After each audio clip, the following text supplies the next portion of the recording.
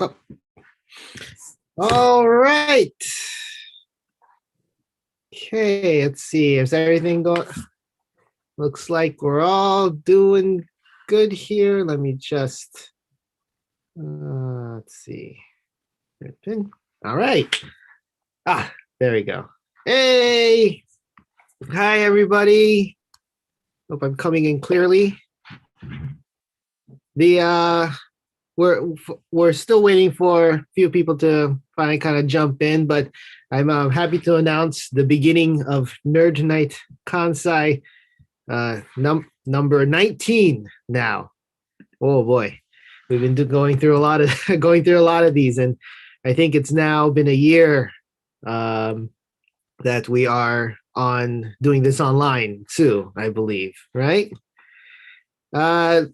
So if just for our regular guests and our new listeners coming in, hey, we got some people on the YouTube as well. This is great.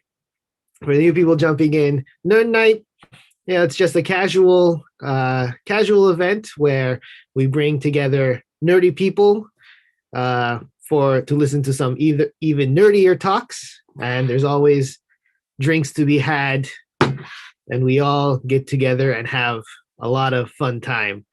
As everybody is familiar with the current situation of the pandemic, we haven't been congregating in in event spaces like our usual places like the Urban Guild, the Gojo Guest House, or Lingua World Cafe, who I believe are still on the move right now. Hey, Yath is on. Excellent. Let's introduce myself. My name is Raymond Terhune. I'm one of the organizers for Nerd Nite Kansai, and Katie, as you see here, is also one of the co-organizers as well. And then the two of us have been working on Nerd Nite as well. And then we'd like to introduce a newer co-organizer as well, Yuri, who you will be hearing from, who's has donated time generously to talk about flowers in Japanese culture. So, if without further ado, we got somebody on the YouTube chat. They're watching from the Shinkansen, so I hope we can entertain you for at least the next hour or so. All right, so we got two great speakers coming to you today. I would like to introduce Tev, if you want to unmute yourself and kind of get prepared. The basic presentation is going to run about 20 minutes for each speaker. And then after that, we'll have about 10 minutes of Q&A. People joining from our Zoom chat here are welcome to unmute and raise their voice or write in the chat. And people on the YouTube listening in are welcome to type in the chat as well, and Katie will keep an eye on that. All right, so without further ado, I would like to first introduce Tev from Kyoto University, PhD candidate over there, and my good friend, talking about with genes and aging with the title, "Your Genes Don't Matter, Can We Stop Aging?" All right, take it away. All right, thanks, Raymond.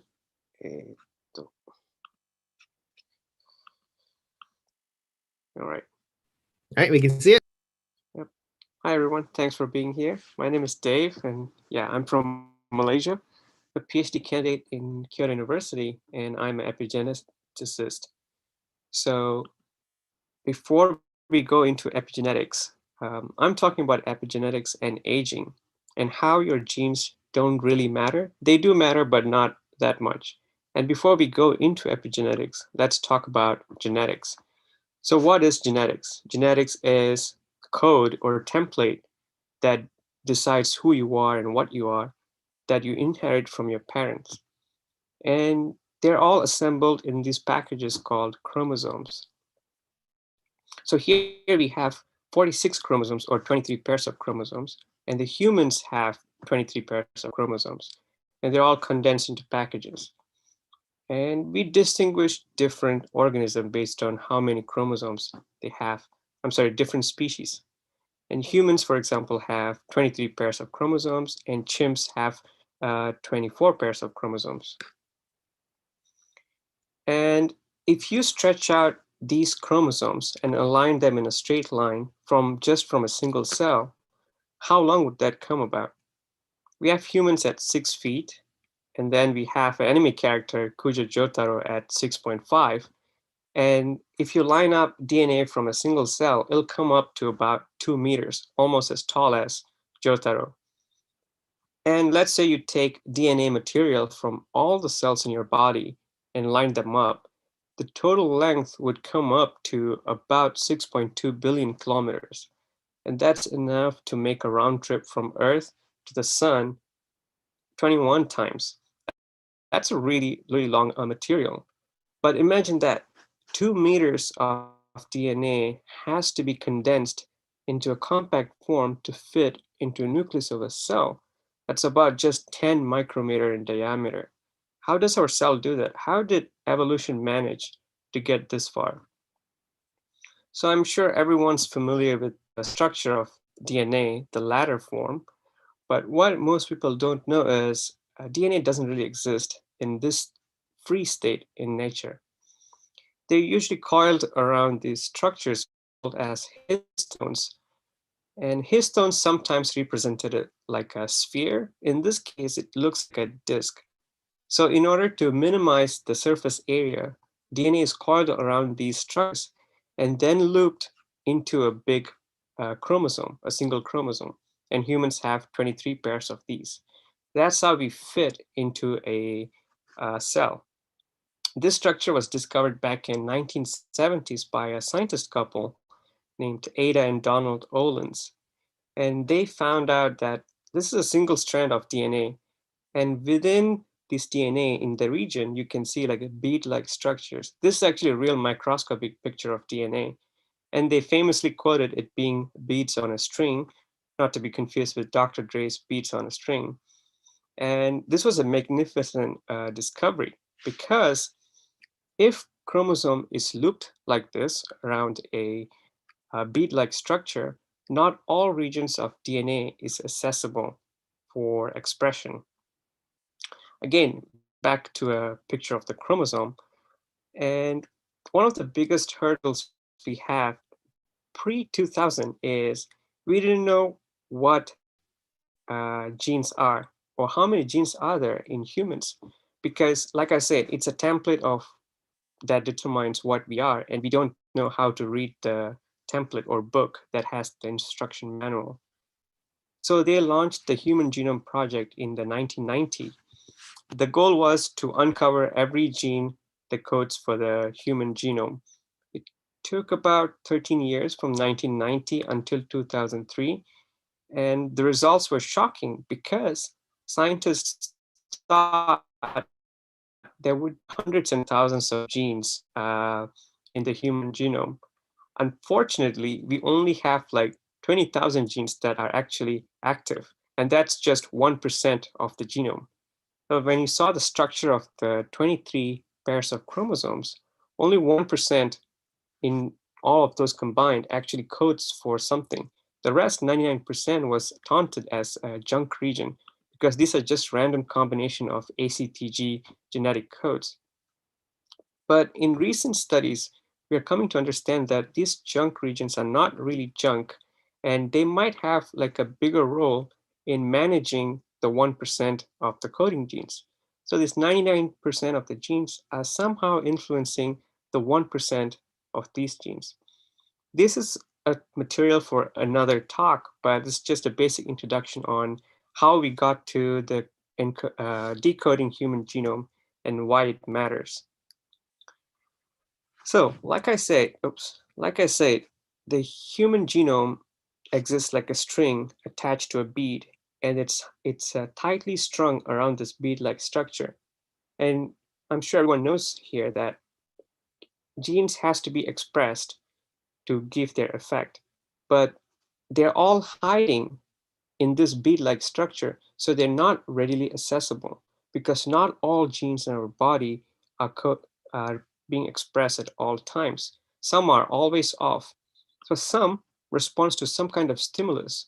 So when there's a stimulus, these bead-like structures will have to physically open up to reveal a region of DNA.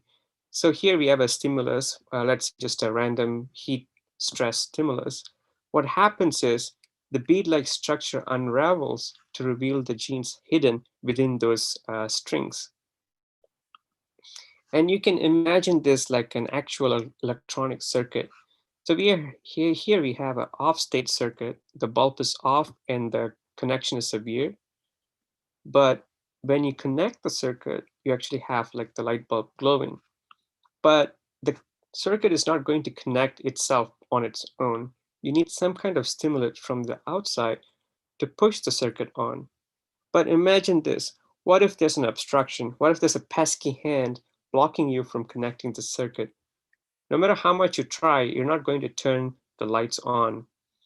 Just like that, even if you have unraveled that genetic material from histones, so normally the activator can engage the on switch region called enhancer and turn a gene on.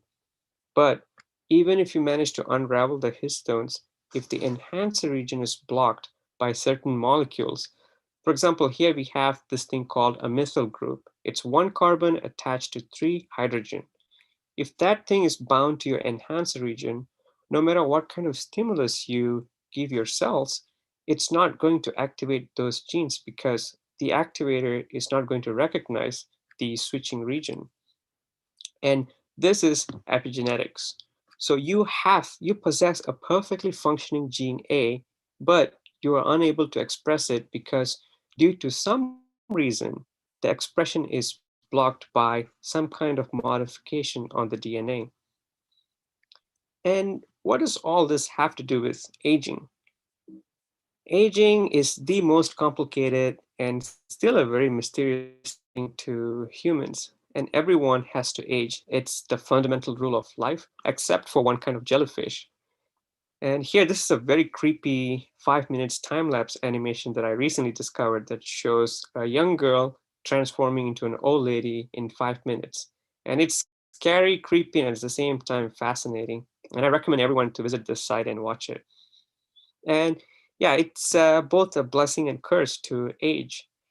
And the biggest problem in among humanity is for the first time in our history, we have more people aged above 60 years old and very less people being born.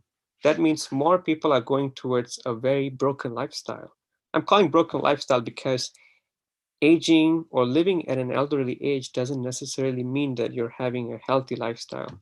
A lot of them are going through a very severe disease phase once they're on the decline above 60 years old. So the goal of anti-aging is to allow people to live a moderately better life or healthier and more fit life after they reach the 60 years old threshold. And so we have this thing in medical reports. Usually they would say someone died of natural causes, which means sometimes it means they aged so they died, but technically no one dies of natural causes. There's no such thing as, we're not computers to turn off. So if someone dies, it's because their organs failed. It's multiple organ failure or just a single organ. In this case, this is like the world death by cause from 2017. So people died because of cardiovascular diseases, cancer, respiratory diseases, dementia, digestive problems. You can see here, like most of them are some kind of diseases that happen later in life or caused by some uh, medical conditions like morbid obesity.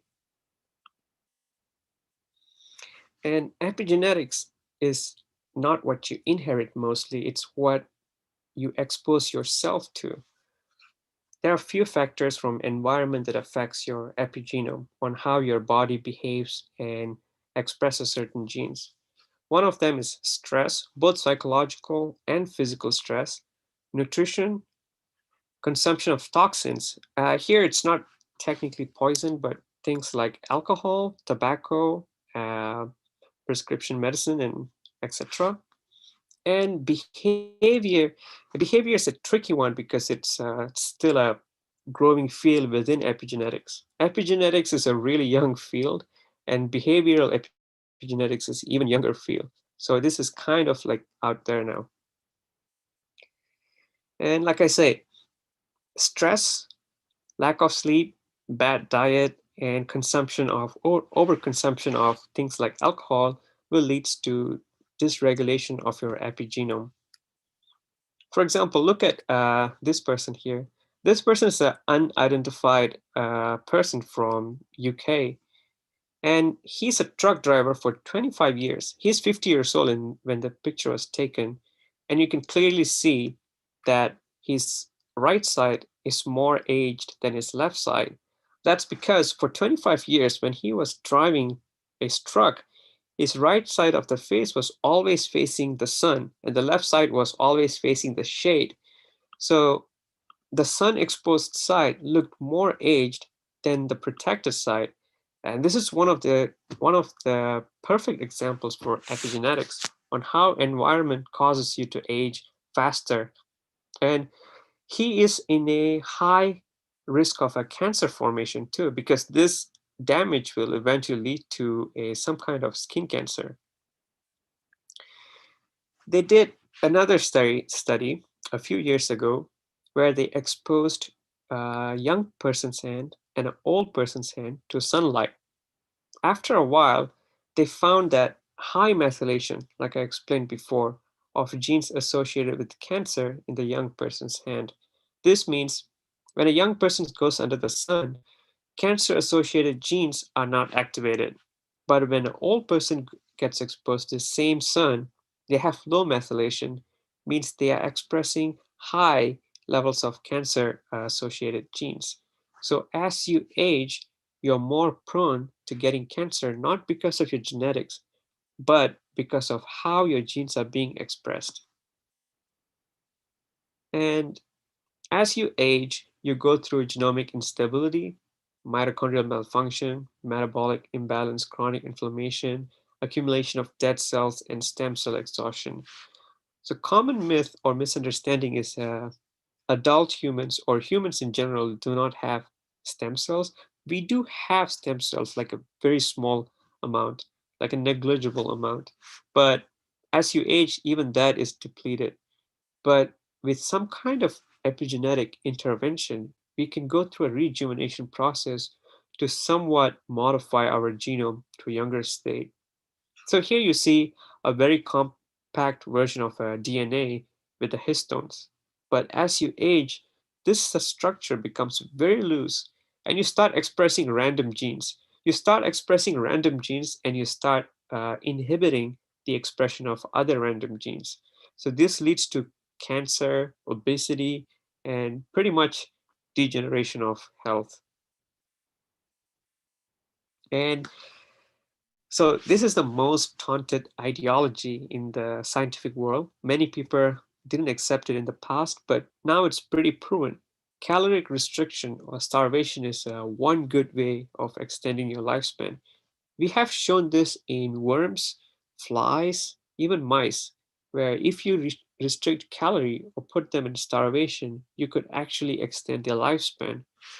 But we didn't know if this is like a genetic cause or epigenetic cause. But now we have a pretty good uh, evidence that this is caused by epigenetics.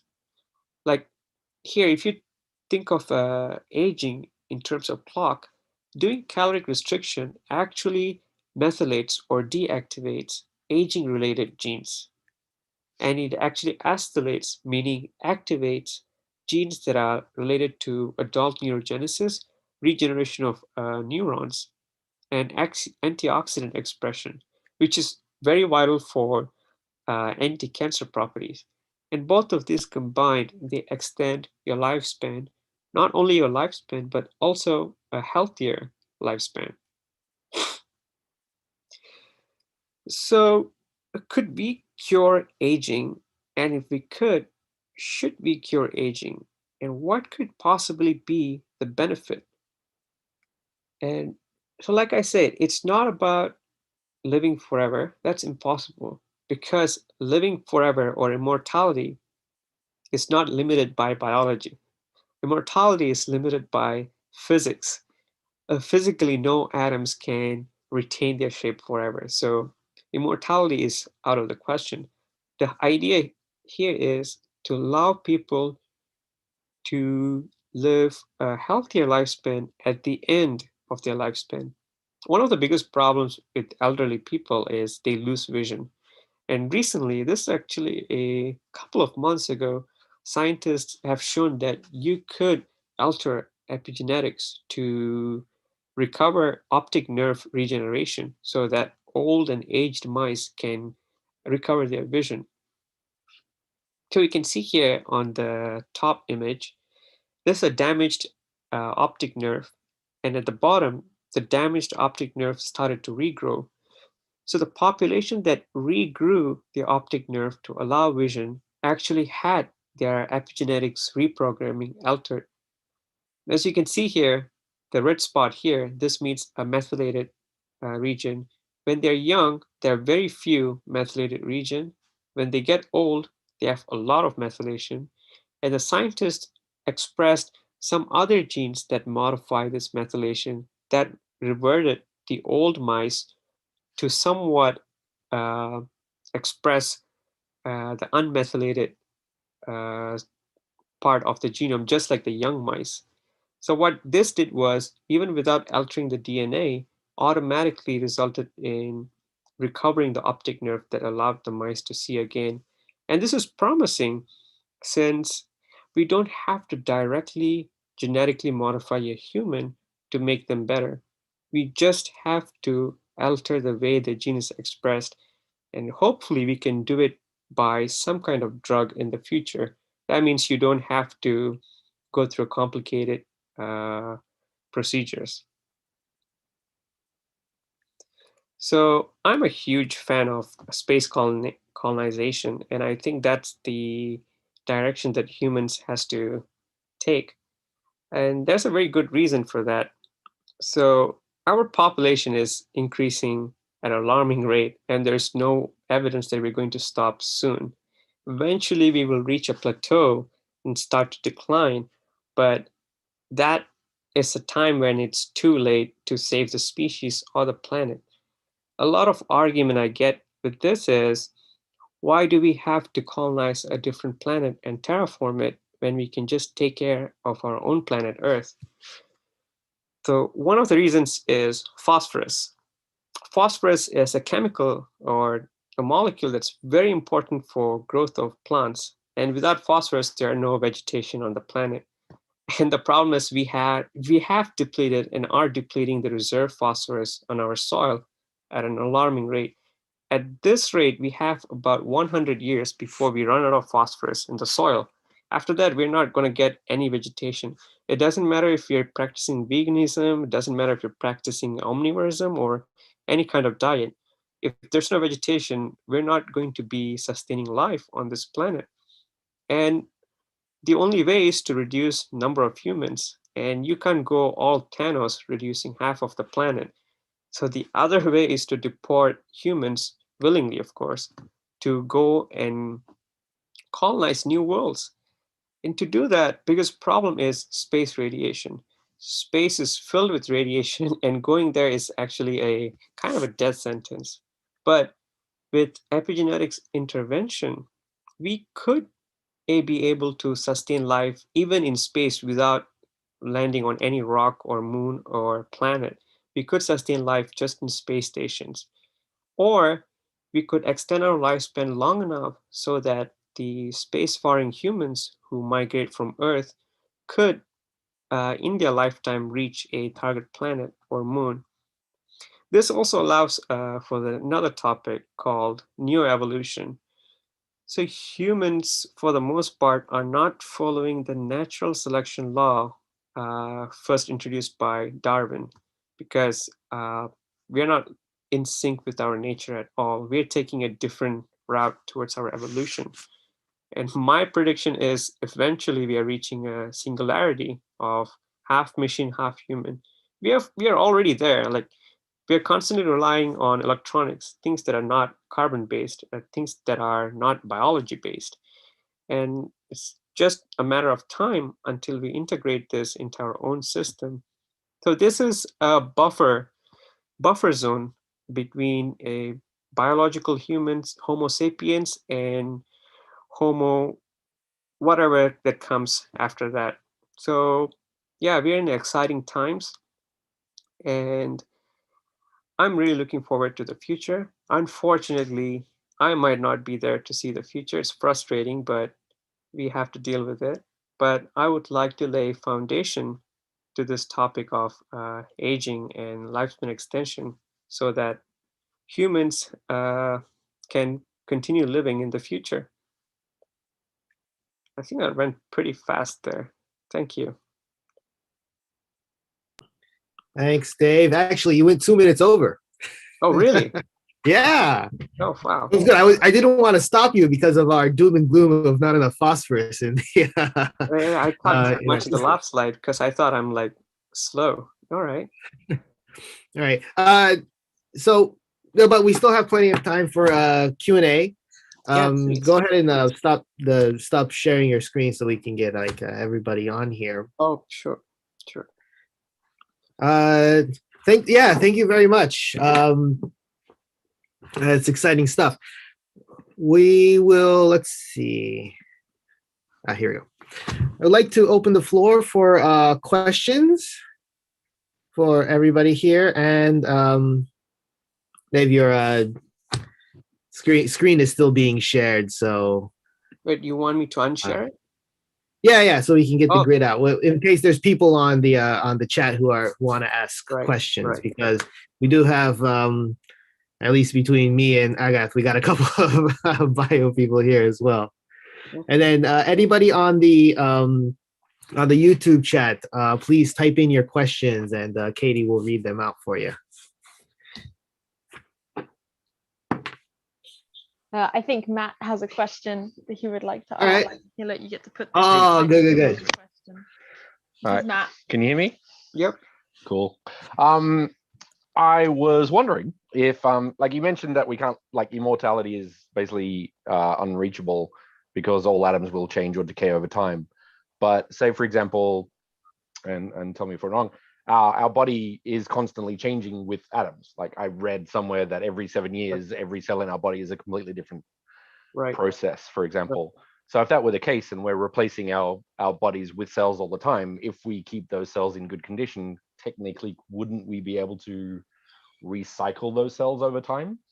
Sort of thing. Therefore, live forever. Right, we would be able to, but I'm talking about when I say that it's like in a time of billions of years. Like when matter doesn't exist as matter anymore. So yeah, but you're right. If we could do that, because a jellyfish, I forgot the name of the jellyfish, does do that. After reaching adulthood, it goes back to its baby stage. I don't know what you call a baby jellyfish, but then it regenerates back to adulthood, and it became a pest because they're not dying and they're just growing like that and reproducing. So yeah, you're right. It is massively possible, but problem is we're just too complex. Cool, thanks. Yeah. By the way, the immortal jellyfish, the colloquial term is they're called immortal jellyfish. Right. Yeah, but there is a researcher actually at Kyodai who studies them. Right. Oh wait, really? Yeah, he's a really funny guy. He has like a song album out that sings about him. He wears a weird jellyfish hat. He's one of the quirky ones. Right. I had a question. I don't know if I can raise my hand or something. No, go ahead. Hello. I've heard about telomeres that are supposed to be at the end of DNA, and I was wondering if you take that into account in your study. I think that's why clones cannot work, something like that. Actually, our lab is also a telomere lab. But yeah, you're right. For the longest time, we thought telomere is the reason. Might want to explain what telomeres is for a second. Right. So everyone saw chromosomes, right? So like I said, chromosomes are just like strings of DNA wound around this bead-like structure, but you need to keep them enclosed within the structure. So at the tip of the X, you have like an extra DNA that works like a cap. So the DNA is wound on itself, and then the last part of the DNA winds itself back like a cap so that everything is like intact within that X formation. But we know that our cells are always dividing. So when they divide, they also have to replicate the chromosomes so that the sister cells will have identical amount of chromosomes. So when you do that, the telomeres shorten slowly. Eventually, they'll shorten so much that they cannot retain the structure, and the cell will just die because it cannot keep its control centers intact. So we thought since telomeres are shortening when we age, it might be directly associated with aging. And back in 2005, they did a study where they extended mice telomere, and they found that it didn't do anything for aging, unfortunately. But here's another thing. Cancer cells are called immortal cells because as long as you give them nutrients, they'll just keep on living. They have incredibly long amount of telomeres, and the telomeres are always regenerating. So it plays some kind of role in cell immortality, but it doesn't directly correlate to aging. So yeah. Okay, thank you. Okay, I have a question from Rick from YouTube. He said, what percentage would you say is dictated by your DNA makeup when you are born versus influence on DNA through various stimulus as we age? I see. That's really hard to tell because it really depends on stimulus. Maybe you have seen twins that are grown in different places will eventually, because when they're born, they're technically clones because they form a single egg, especially identical twins, or maybe just identical twins. But if you put them in separate places, their skin tone might change. One might be slightly obese than the other. Some might even look more aged or taller or shorter.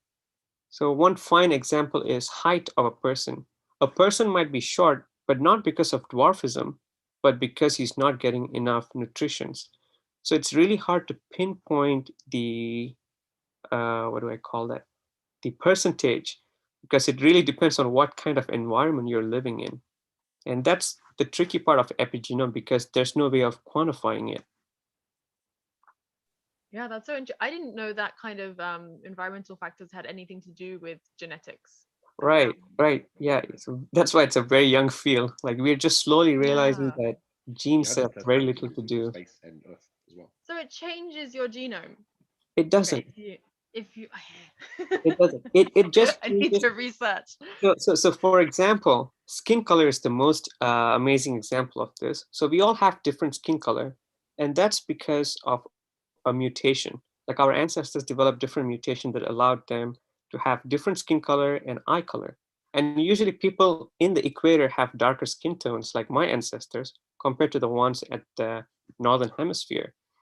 But even if you're someone who had a lighter skin shade, if you go into a sun, you can get some kind of tan. So you'll be more like a golden color.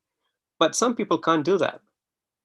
But they do have the gene that's required to produce melanin, but they don't produce melanin because recently we found out those gene areas can be methylated. So even having the gene doesn't matter because your activators cannot recognize the gene location. So yeah, your genome is straight. It's just that the expression is messed up. So that's why we all have the same genome. We're just like expressing it in so many various ways. Okay, thank you. That's really interesting. I'm gonna do more research after.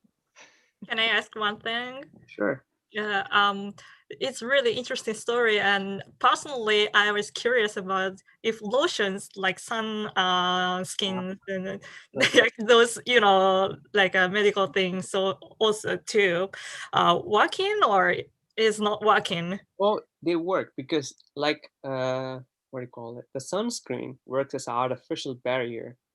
Yeah. It does work, but it doesn't do anything for your epigenetics, most likely.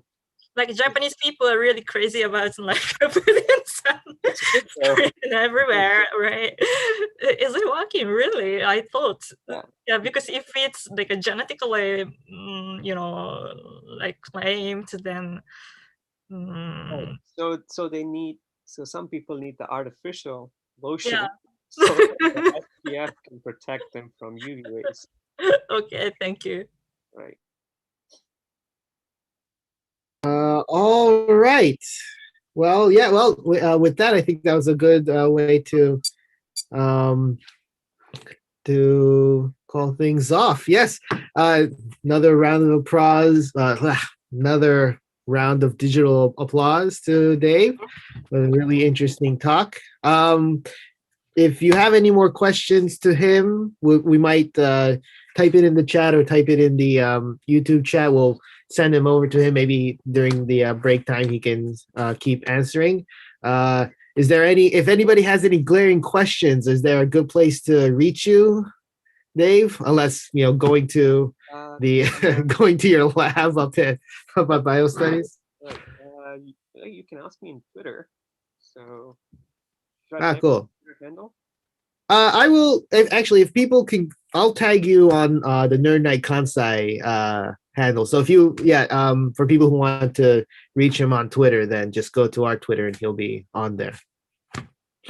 Excellent. All right, while I try to stall for time here, and I will keep talking, so I can set up the 5-minute timer so that we can get started on our next one. All righty, so we will take a 5-minute break, and then we will be back up here and talk about something very seasonal with Yuri. So hold on. Oh no. ちょっと待って。There you go.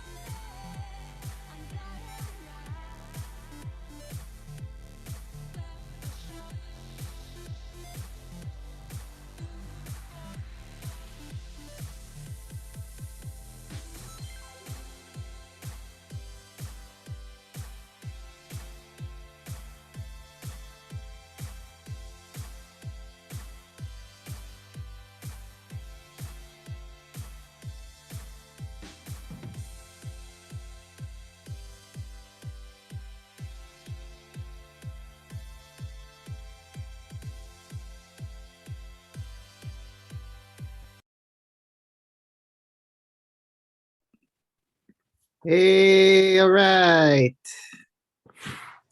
And we are back. Excellent, excellent. Okay. So, with that, I would like to move on to our second and last speaker for the evening. So we have a very special guest today. Not really With special. Yuri. Okay, we don't have a really special guest, but we have somebody who's willing to speak with us today. Yuri, on top of being one of the newer core organizers for Nerd Nite Kansai, is also a professional national licensed tour guide Yeah, for Kyoto. national Kyoto too. Yeah, literally a licensed tour guide. And as she will be talking about with the title, What is Hana, flower, for Japanese culture? Very timely and seasonal. So, Yuri, whenever you're ready, take it away. And you get 20. Yeah. I'll start the clock when you start. Yes. Thank you very much, everybody, and thank you very much for joining this wonderful talk. And I'm very appreciate who's watching our videos. So today I'd like to talk about what's Hana flower for Japanese culture and also in Japanese culture, because that's the most hot topic right now in Japan.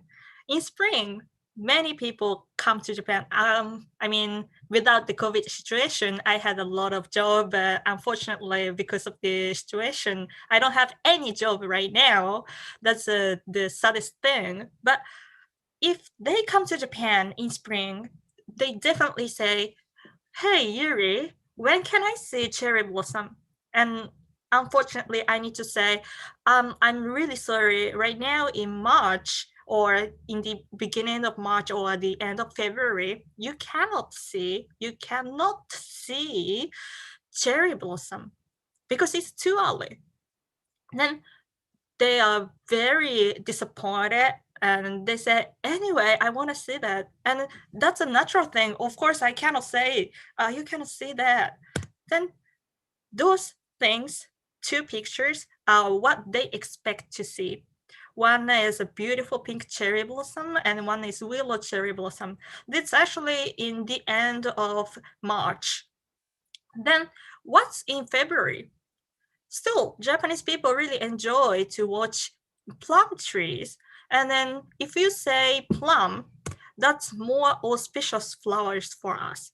Plum is actually down at the bottom. If you don't have any knowledge which is cherry blossom and which is plum tree, they are really similar actually. Even for Japanese people, sometimes we think, is it plum or is it cherry blossom? For example, right now on the left top, you can see snow with some little flower. And if you zoom them up, it's the right side. Then this doesn't look like plum for Japanese people. Then we say, is it cherry blossom in snow? That's so weird. But actually, we have such kind of cherry blossom. In Japan, we have more than 300 cherry blossoms. So if you really want to see them, you can search them out and then you can go them and then you can see them. But nobody knows where you can see those things and then how you can recognize them, cherry or plum. Basically, Japanese people recognize them with the petals. For example, if you say plum, they are the round. Here you can see them. They are the illustrator, but that's really typical illustration. So if you see round petals and 5 petals sometimes, or double petals, they are plum. If you see cut at the edge, they are cherry blossom. Then let's go back to the previous picture, and it's really difficult to see, but here you can see the cut. So obviously for Japanese people, this is cherry blossom. This is the round one, so that's why this is plum. Oh wait, Yuri, you said in February you cannot see cherry blossom, but I can say you can see them. It's really hard though. Hanami, or cherry blossom viewing party, is very popular in Japan. Then that's why every people expect to see them. So for example, if you see the photo down at the bottom, there are so many people gathering here. Some people are eating bento lunchbox. Some people are taking photos. Some people are wearing kimono. Some people are celebrating their graduation from university or high school.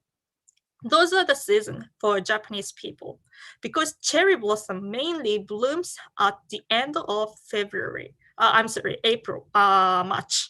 So at the end of March, that's the same season for Japanese people for the academic seasonal end and then transition. Cherry blossom equals to academic transition.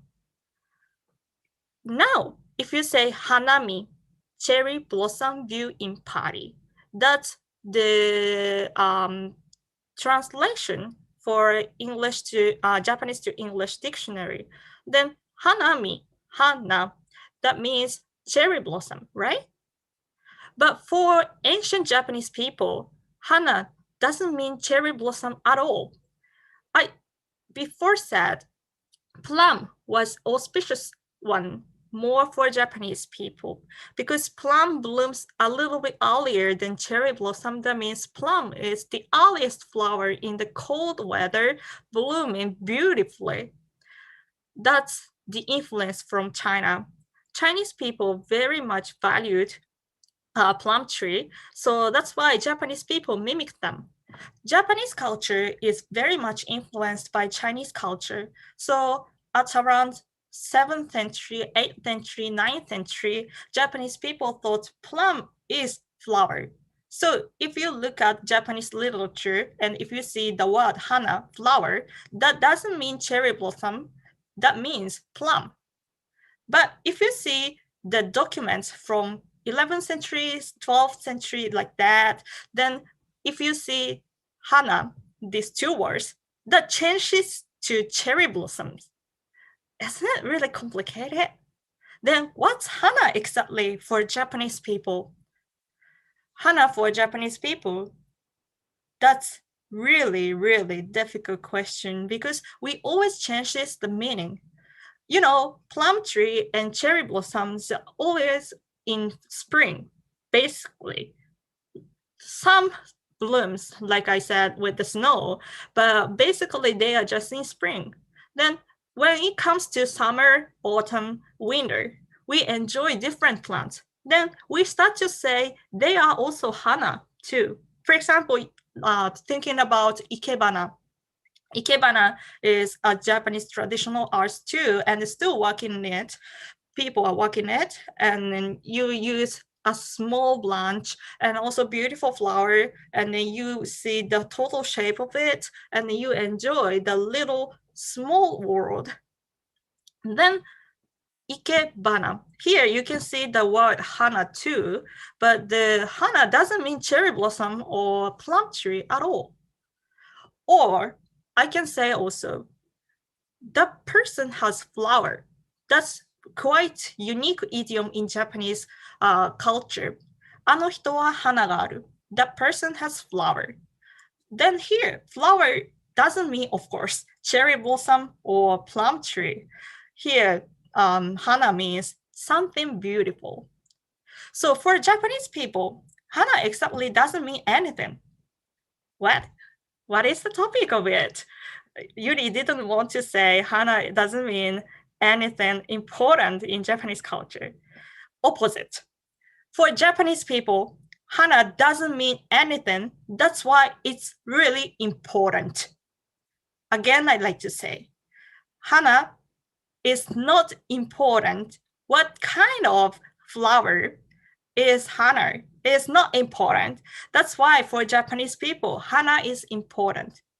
Japanese people really assuming for everything is beautiful. That's why we can see everything hana everywhere. So if you see ballerina or no actor or other people playing some art, we say always they are hanas. So that means, again, they are beautiful, they are awesome, they are wonderful. So you can say everything is hana. Then when it started to describe everything is hana, actually that's from, in my opinion, 14th century. At the time, we had what is called the Hushikaden. That is a book, Hushikaden. Then there is one place. You need to be like flower to show. Flower, that means beautiful thing, I always said. But please imagine, if you are performing some arts, the performing art is gone soon. You cannot see the same thing again. So that's why you need to see the one moment, and then you need to see that moment again. So that's the very important point of hana for Japanese people. I said which kind of flower doesn't matter, but that means the point, the time, the once upon a time is the most important thing. Cherry blossom will be gone. Plum will be gone. Your beauty will be gone. The performance will be gone. Ikebana will be gone too. So hana is actually something beautiful, but also something gone away soon. So including what's beautiful thing hana has, for Japanese people, hana is not to see the beauty. Hana is to see something is going. Somebody is dying. Something is dying. Something is lost. Is the most beautiful time. Then we describe the time is hana. And then that's the perfect time for February, because cherry blossom is the perfect example of it. We say cherry blossom is just last 1 week. Then samurai, for example, the famous samurai from 12th century to 18th century, often described as cherry blossom. And then they always say, I want to live like hana. That means cherry blossom, because it's from 12th century to 18th century. Then at the time, samurai want to live as hana. That means beautiful, gorgeous, as well as going soon. That means die for the master. For Japanese people, hana is beauty, gorgeous, but also something gone. That's the story from me. And then thank you very much for listening. And if you have any questions, I'm happy to answer. And then if you are interested in what exactly is the season of flowers, I'm very welcome you to join my tour, because as I said, every season the hana is different, and every season hana is changing, and every season the one kind of hana is lost and different kind of hana is blooming. Then hana is always changing. The transition is also hana too. So thank you very much, everybody. And I think almost that's 20 minutes. Is it right? You still have 7 minutes. 7 minutes? Yeah, you have 7 minutes if you want to fill that space. Oh, what? My time was at 20. Maybe I Well, then, I'm taking Mike King in and say you still have much time. okay. What? Maybe I pressed the different time. So I'm very talking quickly, but anyway, then let's go back. Okay, we can do some extended Q&A. Oh, really? Yeah. Anyway, it's okay.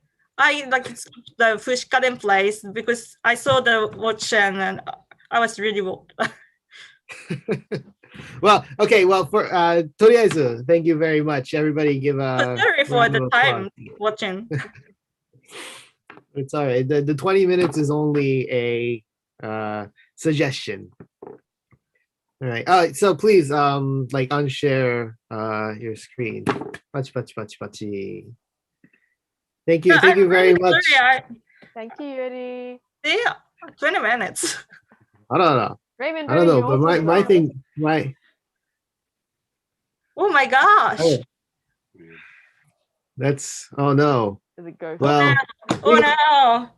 Sorry, either way, everybody. You need to speak No. on time. we have a good amount of Q&A time. So please, by the way, Gordon is on watching on YouTube as well. Thank you very and he's much, Gordon, as well. Well, we can have a good Q&A time. I can say from personal experience that yes, your tours are very informative.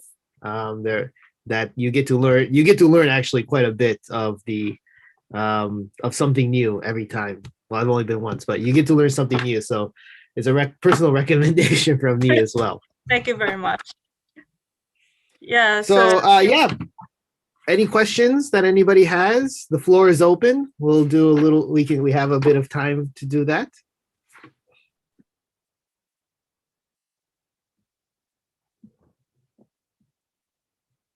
Ready? Okay. Tour when I look things up for Kyoto. Yeah. I live in Kyoto. You will understand. I live between Kitano and Hirano. Mhm. So I get a full dose of plums, plum flowers, and cherry blossoms. Yes. Beautiful place. Yeah. Well, they've recently changed the Kitano forest. Mhm. I'm very upset with them. They put in paths, they've put in 2 buildings, they've cut down lots of big trees, they've killed or replanted, let us hope, a lot of plum trees. So it's very different, but a lot of plum trees are still there and it still smells wonderful. Mm. Yeah, so so I just thought I would ask you what your favorite places are for the tour guides. When I look something up on the English web, whatever I look up in Kyoto, the first thing I get is some tour company. Mhm. And they say, we will take you to the place where the natives go. And the natives doesn't go. I hate it. I hate it. I don't want the tourists where we go. We want to have our own places. Yes, of course. We live here. This is our place. And we don't want a whole lot of people with suitcases tromping around, taking pictures and laughing. When since it's just us here, I'm wondering if you would tell us 1 or 2 of your favorite places for different seasons of Hana. And yeah. at Hirano, the winter cherry blossoms are blooming now. Yes. From Yes. October, they bloom all the way through the cherry Yeah, blossom. that's called Fudan Zakura. Fudan means never ending. Well, they do get a vacation at the end of the cherry blossom Yes, season actually. until October, but they're quite delicate. There are some inside the shrine and some outside, but the ones outside are not very healthy, so I worry about them. Yeah, but if it's not healthy cherry blossoms, in Japan, actually, there is what is called sakura mori.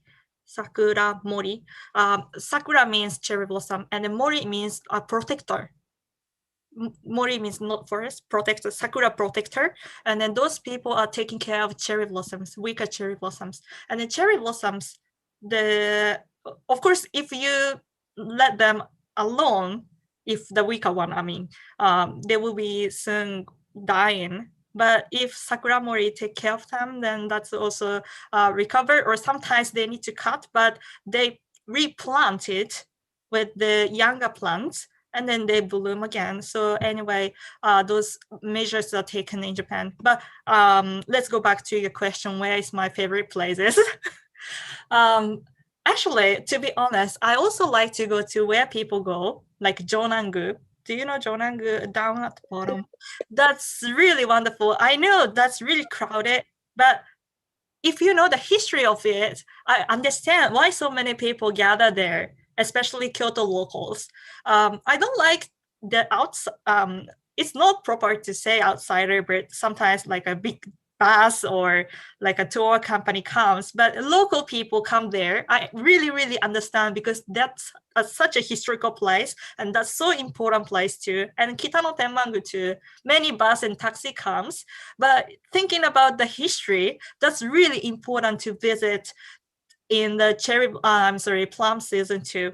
But as a local places, even if you don't go to any places, you can enjoy plums, because almost every shrines and temples have plums. And then my recommendation personally is going to any shrine in January. You can see the earliest plum blooming slightly, and that's so cute. Yes, like a ping pong, pom pom. Yeah, that's so cute. Of course, full bloom plum is really beautiful, but those transition, I said, is also hana for Japanese people. So that's why enjoying all the moment, even if it's dying, is really, really important for us. So after the full bloom season, if you go to, let's say, Kitano Tenmangu, the most famous and busiest place, nobody's there, only you are there, and you are missing the full bloom plum, and then that's also you are enjoying the hana. So you don't really have to see the full bloom always, or nobody expect that nobody there is okay too. If you have the mind to enjoy, that's okay. Let me tell you about Kitano on the 25th. Linda, we have a I don't want to cut you off. I'm so sorry, but we have a couple of questions also waiting on. But hey, you should really take one of Yuri's tours. I think there's a couple in March that you should definitely pick up on. I'll tell you about them. Thank you very much for promotion. Because you would love it. So I'm so sure sorry. Yeah, so sorry. I'm talking too much. Yeah, like when I talk about the tours and hanas and flowers, I'm the specialist about them. So that's why I cannot stop that. Yeah, I guess let's take a couple of the questions from the YouTube. Yeah, we got a couple of questions. So Amish said, is there much of a difference for how people view flowers across Japan? So yes, like in Hokkaido and Okinawa, do they have different opinions? Yes, I think. Yeah, please tell us. So, for example, in October, many people enjoy osmanthus. Do you know osmanthus? Kinmokusei. If you know Japanese word kinmokusei or ginmokusei too, osmanthus smells so nice and beautiful. And from the distance, you can see that it's really strong scents. Then in Hokkaido, they don't have osmanthus at all. So from Hokkaido, people came to Japan, Japan main island. They are really surprised. What's the scent? And then they don't know at all. So that's why they definitely ask somebody, what's the scent of that? Are you using perfume? No, it's from this tree. That's the very popular conversation between Hokkaido people and mainland people. Yeah, and also in Kagoshima and Okinawa, cherry blossom doesn't bloom. And then cherry blossom, we have weather forecast. And then we have cherry blossom forecast too in Japan. And then from down to the bottom, down at the bottom to the top, the line comes up. And then in the past, Kagoshima also had the cherry blossom blooming beautifully, but because of the climate change, nowadays Kagoshima doesn't have so much cherry blossom. So recently, the weather forecaster expelled Kagoshima from it. That must be really sad for people in Kagoshima. And then also, of course, Japan is such a long island, and from north to south, north to south, so different. So the area to area, how we enjoy is different. For example, pine tree, like we have kuromatsu, akamatsu, like a black pine tree, red pine tree, and then goyomatsu, and then different pines a lot. And then the areas are different. So if you have akamatsu, kuromatsu, you can have the matsutake, the most expensive mushroom in Japan. So those areas people are very happy about that, and then we unfortunately doesn't have it. So that's why we cannot earn money from matsutake from the pine. So of course, everywhere people have different way. But as for cherry blossoms are clones.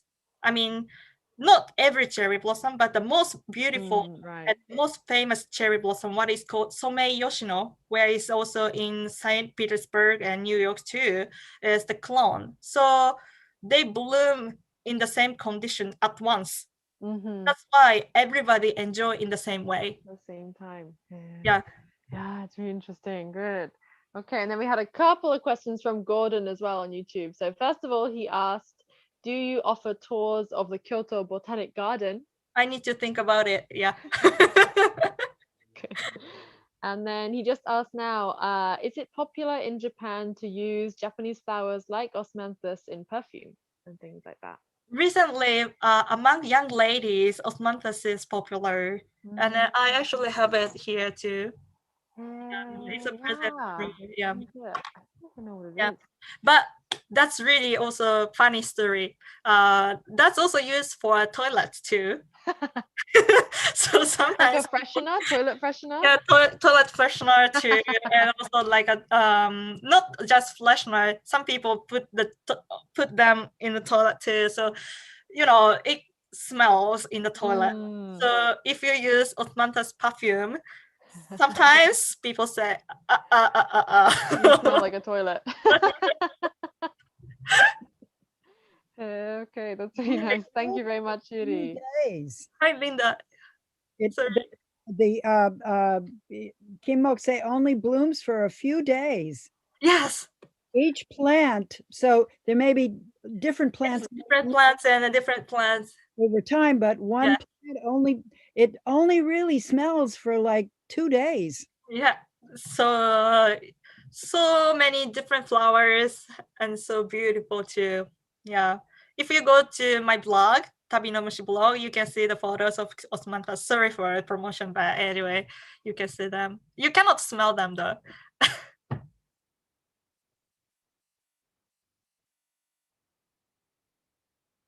Okay, do we have any more questions from anybody?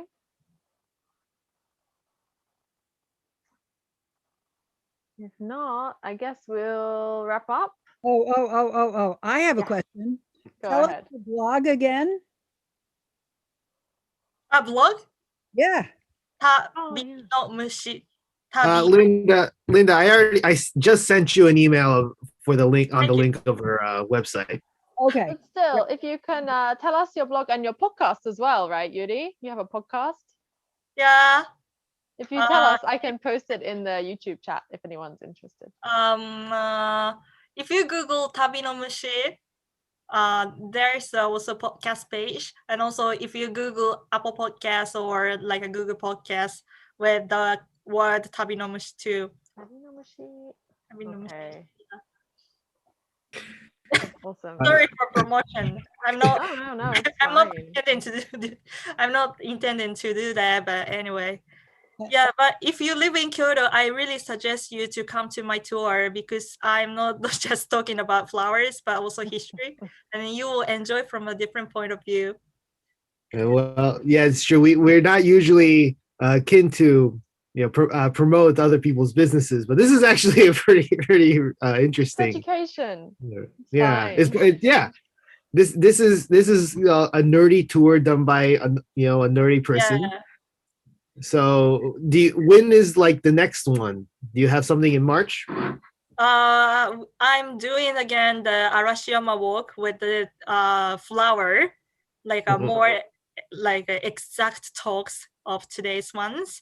And also I will do the map tour and just like making a map and walking around and learning the history of the area, Karasuma. And then also I'm planning different tours too. But because of the COVID situation, I don't know how it goes. Yeah. So maybe I will keen on Nerd Nite, like an organization. Like Ray said, at least at once I need to talk as a presentator, and also after that I can join as a co-organizer. So I needed to I do never that. specifically said that, but we've all spoken once. I think I was organizing for over a year before I presented though, so that was some false information right there. Okay, Yeah, all but right. It's good to have experience to yeah, but speak if at I stay Dojo. with them, like with you guys, and I can talk about different stories from Japanese culture, and it's for free, so that works for like spreading Japanese culture too. Yeah. Sure. Okay, shall we finish up, guys? That's Yeah. 10 minutes. If anyone right wants there. to stay on and keep chatting, go ahead. But let's officially. Yeah, I'll keep the stream and the chat going for another 10 minutes. But and so if anybody on Zoom or on YouTube has any additional questions to both Dave or Yuri, please feel free to ask. But at this point, I'd like to call Nerd Nite Kansai number 19 to a close. We'll likely be back online for Nerd Nite number 20. So please, keep an eye on our social media as well as our website.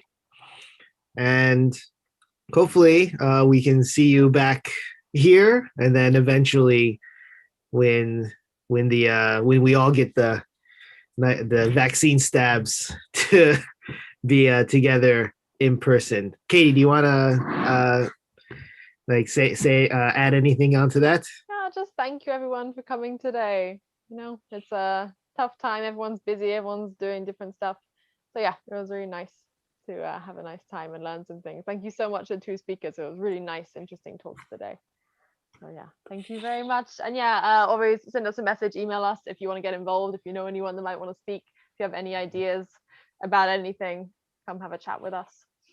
We are really looking for speakers, and they don't have to be in Kansai anymore, as long as they're in a Worldwide. relatively easy time zone. Okay, thank you very much, guys. I'm gonna head off now. Oh, I want to do a little the Kampai screenshot before we go online here. Okay, get the a glass or a beverage You can have that of one. nearby, so we can Pretend I have mead or something. Hey, I like I what I got got. a whole bottle of wine. And that's just breakfast.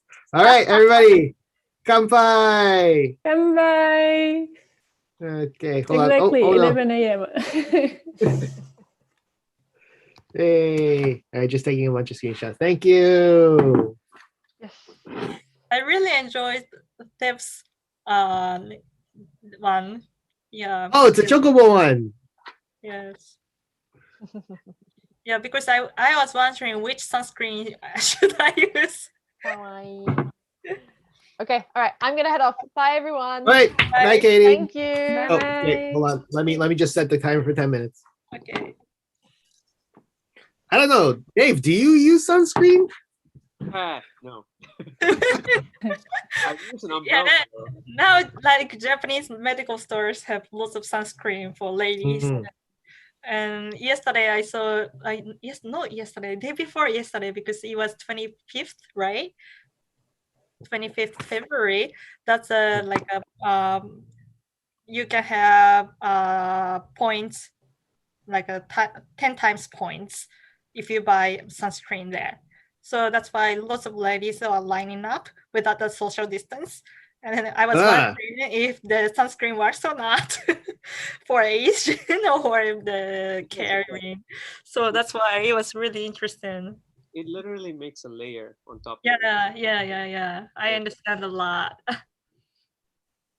Yeah, that was so interesting. And then, yeah, because I was like remembering about that story from my 25th. So I was wondering if it works or not, and then which one should I use. So in terms of the layer, maybe it doesn't matter which kind of like brands or which kind of sunscreen uses. Just if you have literally layer, that's okay, right? Right. So you doesn't have to use even sunscreen. Just you can use like a glove. Yeah, like if you're covering your skin, Mm-hmm. with something physical like glove, it's fine. Mm-hmm. Yeah.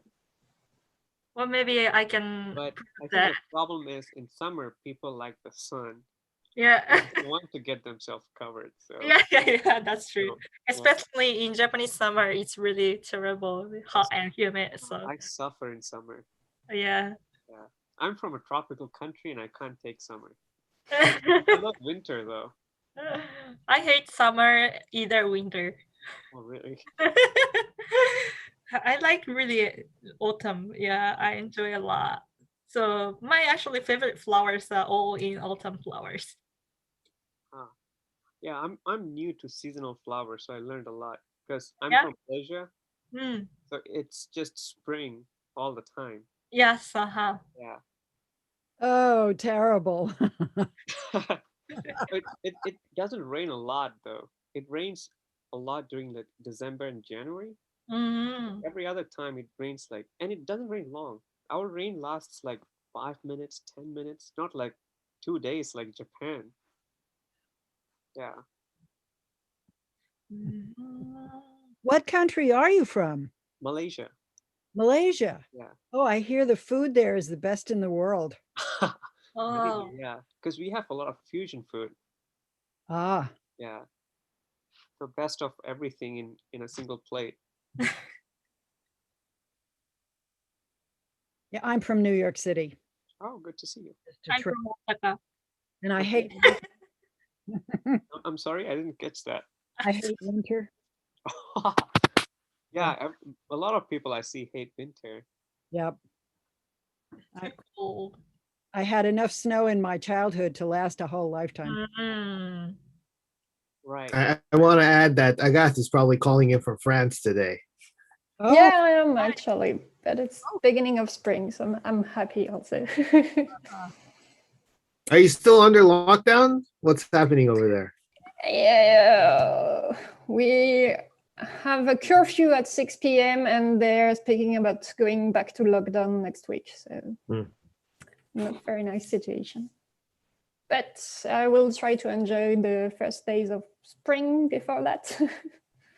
what time can you go out in the morning? At 6 a.m. Well, it's very early. Everyone leaves a little bit later. Yeah. Yeah. Set your sleep time differently. Yeah, we shift a little. Yeah. That's why I'm able to be awake this morning to see Nerd Nite Kansai. What time is it in France? No, it's quite late. It's 11:30. 11:30 a.m. a.m. Yeah. a.m. Hence the sun on my back. Exactly.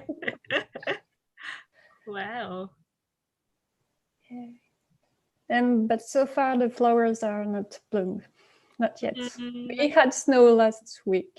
Yeah, I've heard about that. I have a friend from France, and she said there were lots of snow last week. Yeah, she sent me a picture, and it made me cold. Like in the central part of Kyoto, it's really rare to have such a snow, so that's why you need to go to the mountain side.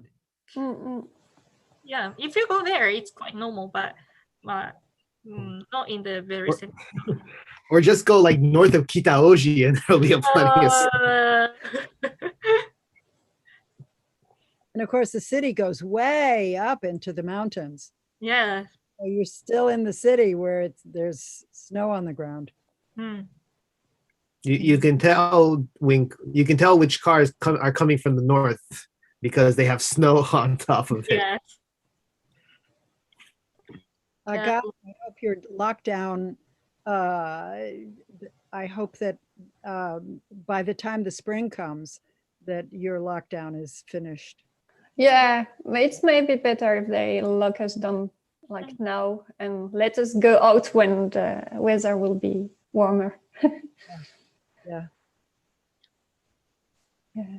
It's difficult, but in Ireland, they've had a big procession, a protest against lockdown.